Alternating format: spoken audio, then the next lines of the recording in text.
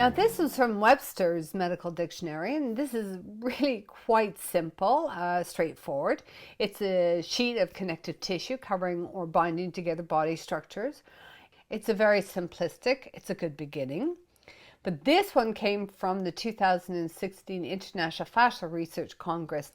Fascia is the soft tissue component of the connective tissue system that permeates all of the human body. It forms a whole body continuous three-dimensional matrix of structural support. Fascia interpenetrates and surrounds all organs, muscles, bones, and nerve fibers, creating a unique environment for body systems functioning. So in other words, it is, to me, the medium in which a lot of communication is going on from one system to another. Talking about the interrelationships, connective tissue is the interrelationship between musculoskeletal and the lymphatic system. So what are we engaging with here? So this is what we refer to as a biotensegrity representation of the body. So the harder structures could represent bone, and these are maybe the elastic parts are about attachments or muscles or ligaments. The idea is to show you that none of the hard structures, first off, touch each other, but also it's a compression tension structure, our body. So as we place force into it, we create this tension through the compressional forces or tensile forces as well. So this is just an overall simplistic view of the body. Now what I'm going to add from our perspective on oncology is we are not just dealing with this, we are dealing with a number of things. And so I'm going to add within the center and amongst this harder structure, it's all the things like your fascia, your adipose tissue, your muscles, your arteries, your veins. These are the structures that we actually do have indirect contact with. Now I'm putting this in a bag, and the bag is the representation of the external behavior of the skin. So all these structures are within our biggest organ, which is the skin. So as you can see, it's in there, it's tucked in, there we go. And the last thing I'm going to add, and let's see if this works, is the ground substance. And I'm going to use a water to represent it. But this is the representation of what we are working with as a massage therapist. So here we are, we're putting our hands on, and we are making internal contact with our hands from the outside. So we don't necessarily see what we're doing, but we can feel, and we are innervating things indirectly through the upper contact. So what we touch on the outside, the skin, we can see that we're actually affecting internally what's going on with the other structures. So we don't necessarily have to work directly on them. And this is what connective tissue does. It's like the medium in which there is this communication between the musculoskeletal system and lymphatic system. So it's looking around for things that might be going wrong in all other systems. And so maybe there's something happening in the musculoskeletal system. Connective tissue recognizes it. It talks to the lymphatic system and says, hey, come on board. Let's come and let's search and let's fix this.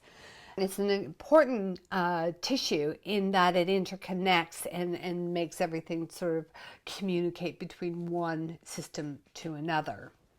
Now, to massage or not to massage, what is our remit?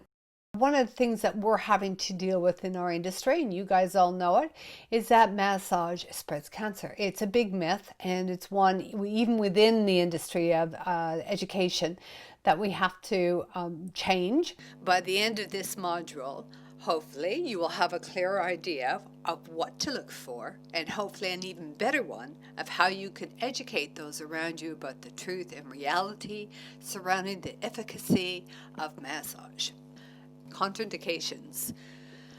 You've got your common contraindications. These always will apply. Things like acute trauma, contagious conditions, undiagnosed, severe pain, uncontrolled pathologies, and a lack of knowledge. These are all typical contraindications. So if they fall under any of these categories, this is where you know that you need to stop. But when you have determined that you can't offer a massage, you might need to consider further modifications, the where, the when, how. So it is important that as a qualified oncology massage therapist that you are able to base your treatment decisions on the effects of the disease, the treatment, and the effect that it's having on the individual. These will help you to make a decision as to whether or not you're ready to go. The question that needs to be asked is, what stage of health your client is experiencing? Is it a condition that needs only a mild form of intervention, or is it terminal? You need to look at the effects of the disease, but we need to know where it is. So the fact that it might affect the lungs, or maybe it's the digestive system, or the elimination, or maybe it's somewhere in the bones. This will play an important part in helping us to make a decision as to what our treatment's going to entail. So also, not only the disease itself, but the treatment. So, for instance, with radiotherapy, and I'll talk about this in a lot more detail further on, if the beam from the radiotherapy is passing through other organs, they're going to be affected. Not just the tumor that it's targeting, but everything that it passes through. So we also have to gauge where they are within themselves, good, bad, or the indifferent. Many clients, even after they've been given all clear, they're very anxious about the possibility of cancer returning. So any small abnormality becomes a big fear. Your session's goal might simply be to decrease their anxiety, to introduce calm into their day. This can have a profound effect on a client's overall outcome and their way forward to health. So we can choose our treatments based on techniques, home care, on all the above conditions I've talked about. And then we will move into modifications. Once you feel comfortable with where they're at the moment, then you can move into what I talk about as modifications. Now, the most important thing about the things that we change about our massage is that we take on what this is referred to as called the bonding touch. So what I've got in here, a bit of a play here, is I've got cornstarch and with a little bit of water. And what this is going to do is represent the change in how we touch somebody. So if our intention of when we're working with somebody is to go in and do the hard work, like really I want to get in there and drive the heel of my hand through there, you can see from that I'm not getting anywhere. The more harder or stronger I am, that tissue is going to throw you back and throw you out. Versus what we do is we adopt sort of a melt principle. And that melt principle is about using feel, touch, to work with the tissue to allow you into the depth that it wants to work at. So if I was to just add the difference, you can see that my hand is easily sinking in, and I can move and do what I have to do. And that's simply just waiting and allowing the tissue to take you in to where it wants you to go. It doesn't necessarily mean that I'm patting somebody very softly. It just means that you need to be more mindful and get out of your head more and allow your hands to take you through. The one thing we can all agree upon is we do not massage over tumors. But what if we don't know where the location of the tumor is? Maybe they have multiple tumors and not all of them have been diagnosed. Remember, it takes 6 to 8 years to get to a size, a tumor can get to a size that can be diagnosed. And maybe your client has been having regular massages up to this point. Unknowingly, the therapist has been working over the site for years. And it's a bit like holding back a massage if you don't know if a person has a DVT or an aneurysm. You can take a history and take all the precautions that you know, but as long as you act in a manner that demonstrates you have gained massage-based information and gotten your client's consent and thereby show a duty of care, that is all that is expected of you.